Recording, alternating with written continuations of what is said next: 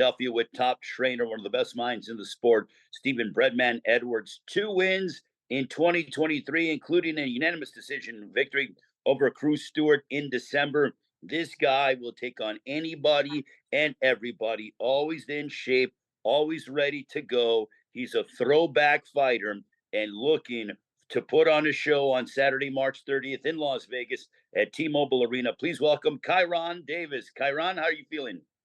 I'm doing good.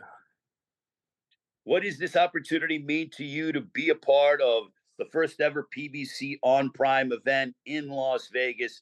You've had some big moments in your career, some big opportunities, but now, lo and behold, you are center stage here with PBC on Prime. It's exciting, looking forward to putting on a show, and I'm it's the first time fighting in Vegas, so I'm excited for that too. So, it's full of excitement, but we're prepping right now. Do you think that if you're able to top Elijah Garcia, that this would be your signature victory thus far? I think it will be a great milestone to getting where I want to be, which is a world title. All right, we'll come back to you, Kyrone, as we move over to your opponent on Saturday, March 30th. This man is coming our way from Phoenix, Arizona. First onto the scene in 2023 with 3 impressive wins. He's undefeated, 16 wins, no losses, 13 of those coming by way of knockout. He is absolutely quite familiar with fighting on massive events. Followed it up with a KO of the previously unbeaten Amilcar Vidal on the Davis Garcia undercard and also on the Canelo Charlo undercards last year. So he's fought in Las Vegas in his last 2 outings. Ladies and gentlemen, please welcome the undefeated Elijah Garcia. Elijah, how are you? I'm doing pretty good. How you doing? I'm fantastic. Looking forward to your fight on Saturday, March 30th. You had a big 2023. A lot of people talking about you. You were exposed to a lot of eyes in the sport. What are you looking to do now as you begin 2024 to take your career to that next level? First I have to go through, Davis. And I know it's not going to be, an easy fight. But if we get that fight done, then I'd like to get the winner of Lara at that WBA title. So we'll see what happens. But I'm not looking past Kyrone. Hey, how do you say your name? Kyrone or Kyrone? It's Kyrone. One more time. Kyrone. Kyrone? Yeah. Everybody be fucking it up. It ain't just you. I'm fucking Davis. So, Ray, you're the only person that get it right. Well, I've been told by Stephen Breadman Edwards, your trainer, when you first burst onto the scene years ago, he was like Kyrone. So want to make sure we have it correct. But Elijah, how does Kyrone Davis compare to the other guys that you fought in your career? He's different. He's different. So, we're training, we have a new game plan and, we're prepared. I'm not sure what he's going to do. I've seen him fight different styles, but, he's a lot different and we're going to see what happens, March 30th. So. Before I turn it over to the media, I got questions for the both of you guys. Same question to both of you. I'll start off with you, Elijah, before we move on to Kyrone. Does it excite you knowing that you have a guy who's as crafty, who's in impeccable shape, who is a guy that takes the sport in an old school nature that, is always willing to fight the world's best? Does that excite you as you head towards March 30th? I'm not sure if it excites me, but it keeps me ready 100%, fighting these, 50-50 fights, keeping me, mentally humble, that's what I think that's what's taken me, a couple steps further. So I just got to stay ready, stay prepared, and, keep training the way I've been training. I know it's going to be a tough fight. Kyrone, same question for you, though, but in terms of fighting Elijah Garcia, who's a budding prospect, who's undefeated, does that excite you in the sense of, really making sure that you have to be at your best in order to have your hand raised, in Las Vegas? The opportunity to fight on the stage excites me, not necessarily the name or the opponent. I think that it's going to be a good fight. I think he's a hungry fighter. Um, I'm what I'm most excited about is having a full training camp. He talked about, having 50-50 fights. I've been in a lot of situations where it was 90-10, 2-week notice or 3-week notice, and I had to get the job done. Um, I'm excited to have a full training camp and just fighting in December and still being in shape. I'm excited to for the world to see who I really am. All right, I'm going to turn it over to Andrew Roberts. There are a lot of media members who have questions for both Kyrone Davis and Elijah Garcia. That is a part of PBC on Prime Video coming your way on Saturday, March 30th. The pay-per-view card headline by Keith One Time Thurman and Tim Sue. Tickets available at AXS.com, promoted by TGB Promotions. Main event promoted in association with No Limit Boxing. Andrew Roberts, it's all you. Thanks very much, Ray. Before we start this match, if we could please limit it to one question per fighter from each media member so we can get to more people, we'd appreciate it. Our first question is going to come from Keith Idek with Premier Boxing Champions. Keith, please unmute yourself and you can ask your question. My first question is for Elijah. Elijah, when we spoke before you fought Amilcar Vidal last year, you said you really wanted to be a champion by a very young age, of course. Can you speak to how this has unfolded? You've taken some very tough fights and won all those fights, but you're really in position now, if you're able to beat Kyrone, who's a very tough opponent, where your next fight really could be for a world title. Yeah, I was, real excited. I stayed focused. I feel like I've earned it. And to fight Kyrone, I think it's gonna be a good test. It's gonna be, another key factor, that experience that I'm lacking, from when the time comes when I do fight for that world title. But, I'm just blessed and I feel like I deserved it. I worked real hard for it. And my question for Kyrone, can you speak to how different this challenge is than the Benavidez fight, because you had to move up in weight and you're fighting out of your comfort zone, whereas this is at your actual weight against a very tough opponent, but different circumstances. Yeah, I mean, we're taking him seriously. He's a force, but definitely is a difference when you come to, like, if we speed up 4 weeks from now and say I found out about the fight 4 weeks from now. That's literally the situation I was in when I fought Benavidez. So it's a different mindset. Um, it's a definitely different preparation. It's a different fight. So we're preparing ourselves for whatever could come up. But it's a really polar opposites when you come to, like, what the situation is. All right, thanks very much for those questions, Keith. Our next question is going to come from Jake Donovan, the resident comedian over at ringtv.com. Jake, please unmute yourself. You can ask your question. That was fantastic. Thank you. Elijah, I wanted to ask, how motivating is it for you, since given your position in the WBA, that you're on the same card as Lara and Zarafa fighting for that title, and just like how much of a message you want to send as to what's coming next? No, I feel like they do it on purpose. You know what I mean? I feel like they put these 160 pounders, on the same card on purpose. It felt like it could be the same thing for Kyrone. If he gets the job done, he has the chance to fight for the world title too. But I feel like I just got to show the world that you know I'm ready, and I got to show the world that I got experience, and just gotta take it one step at a time, and we'll see what happens when we fight Davis. I know he's crafty, so we'll see what happens. All right, thank you. And then Kyrone, my question for you is, obviously I know you want to upset those plans. It's not like if you lose, you got to go get a day job. I get that there's plenty of time in your career, but with the win, with the expectation then to go straight to a world title. Oh, absolutely. That's what we want to do. That's why we're taking this fight. We know that this puts us where we need to be. So that you know what I mean. This is exactly where we want. This is the exact fight that we want. Not necessarily the name. It doesn't, like I said, it doesn't matter if his name was Carlos in the same situation. We were trying to fight him. You know what I mean? It's the fact of the situation. What it would do for the odds that's going to be on the fight, and for what it's going to do for my position and get a world title, which is the ultimate goal, is to win a world title. So All right, thanks very much for those questions, Jake.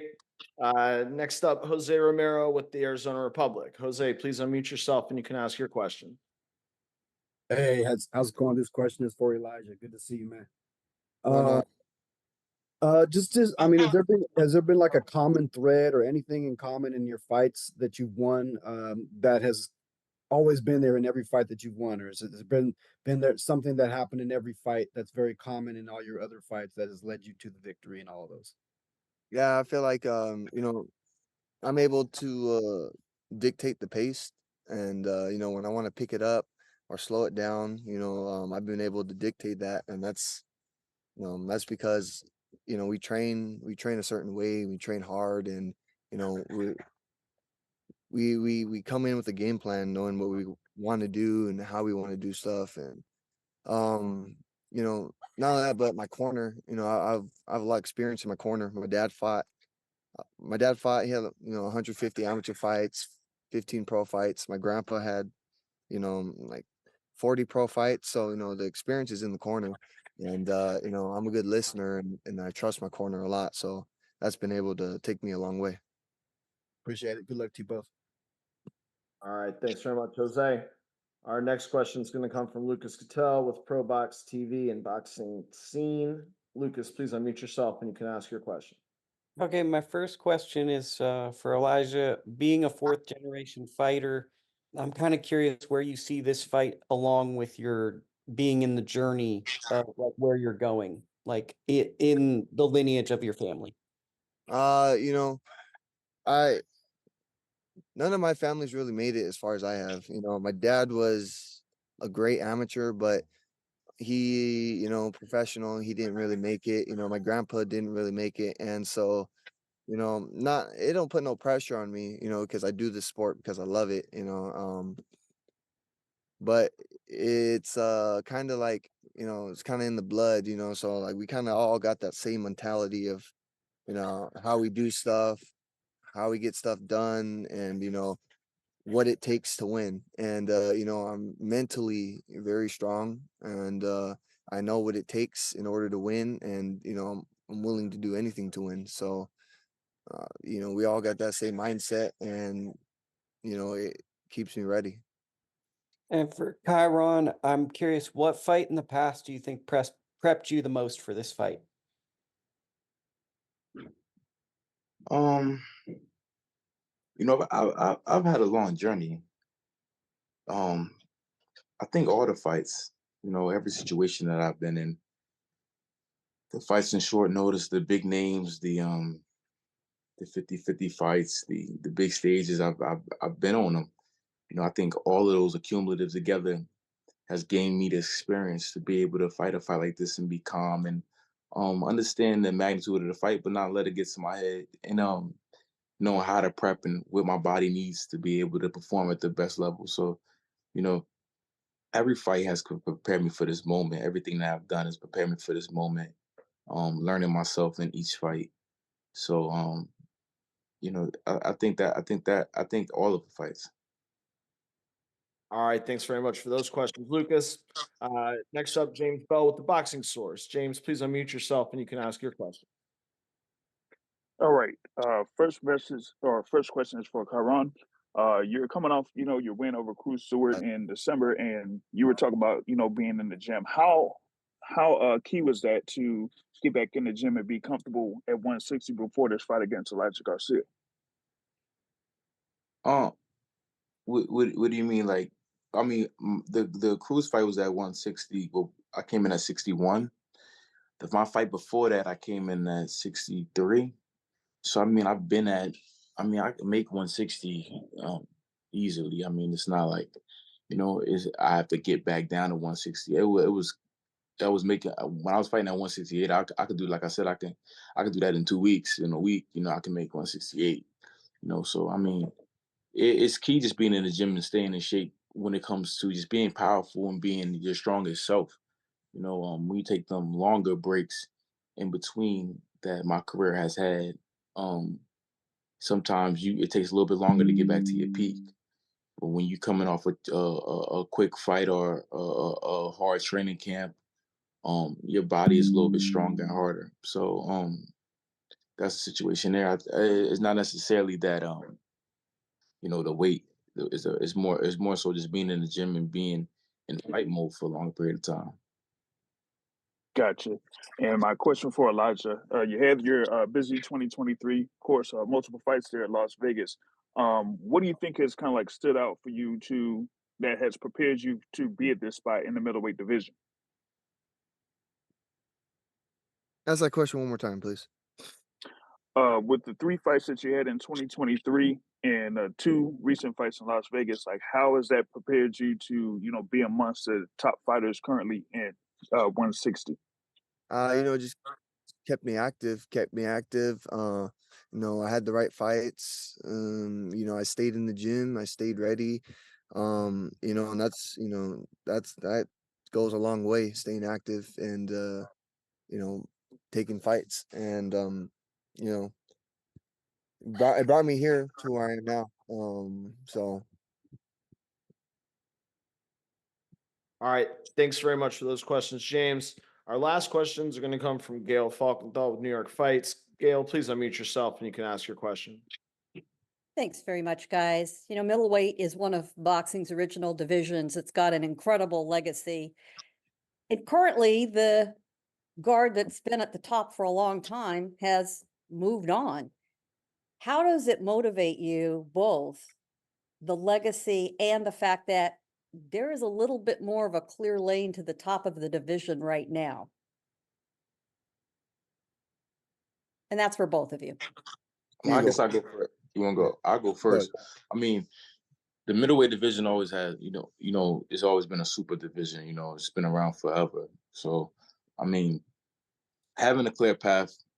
I'm gonna say clear path because there are other champions, but there is no face really of the middleweight division. You got Jamal Charlo, who looks like he's shuffling with 168, and the WBA champ is a really 154 pounder. It's pretty open, like the lane to the supremacy of the weight. After the champions have moved on to maybe super middleweight or just retired in general. So it's exciting that we can like either one of us could possibly take over, and that's what I'm looking to do. I see them lanes, after this fight and after I win this fight, because I will win. I'm looking for the Lanny Laura fight. I'm looking for Carlos Adames. I'm looking for anybody who got a strap. That's the goal. Everybody's journey is different. My journey, I've been in the game and I've taken some tough fights, and I haven't always been on the A side of things, and I had to wrestle my way out of a lot of situations to get to where I'm at today. It's made me a better fighter. I'm still looking to be the best. I'm not here to be I ain't no opponent. I ain't here to try to. I'm looking to be the king. So, we're gonna find out. what makes you so confident you're gonna beat me? Just myself. It got nothing to do with you. You know what I mean? You can do what you want to do in the gym. You can train. You can work hard. I just got nothing to do with you. It's just. I'm gonna do whatever it takes. I'm gonna do whatever it takes. And it's going. I'm willing to go there. So I expect you to do everything that you can. But unfortunately, you're a young man. You're gonna have to fall short. That's it. All right. I respect it. All right, Elijah, if you want to answer the same. Like he said, division's open. There's a lot of good champions, but here we are and we're here fighting for it. So me personally, I'm excited to fight, be ranked number 2 WBA. I'd like to get winner of Lara and that number 1 contender, but I got a real tough opponent in front of me, and I got to make sure we get past that first before we do anything else. So All right, perfect. Thank you for that last question, Gail, and thank you to all the media that joined us today. Thank you very much, Kyrone and Elijah, for your time as well. Thank you. And I'll turn it back over to Ray to wrap things up for us. All right, guys, thank you so much for joining us. I want to thank all the fighters, Kyrone, Elijah, if Kyrone and Elijah are still on, I'd like to go to Kyrone real quick. Any final message for Elijah Garcia? No, I don't go a message for him. Just come ready to fight. That's it. We're gonna do what men do. We're gonna settle in the ring. Maybe we could say whatever we want to say. They gotta get settled in the ring. That's what I love about boxing. They gotta get settled. You know what I mean? And I love the sport. I'm really competitive. I love the sport. I love the contact. I love the competitive nature of what we're doing. Just come to fight. Elijah, how about you? Any final words for Kyrone Davis? Yeah, I'll be ready, bro. I know how it is. I'll be ready. There can only be one winner. So we're coming to fight, man. We're coming to show the fans, what 160 is about. So yeah. All right, that is Kyrone Davis and Elijah Garcia. Don't forget these two fights, both Angelino Cordova and Julio Cesar Martinez, and Elijah Garcia and Kyrone Davis. They are available for free, 6 Eastern, 3 Pacific time, regardless of Prime membership, or if you purchase the pay-per-view. This is before the pay-per-view that comes your way, 8 Eastern, 5 Pacific time. PBC pay-per-view available on Prime Video, 8 Eastern, 5 Pacific time. It is headlined by Keith One-Time Thurman, taking on the rising star world champion Tim Tszyu. Going to be electric night of boxing. Awesome. Isaac Pitbull Cruz goes head-to-head against WBA super lightweight world champion Rolando Rolly Romero. The event brought to you by TGB Promotions and main event promoter in association with No Limit Boxing. Tickets are available right now, AXS.com. We will see you during fight week in Las Vegas. Have a great rest of your afternoon, everybody.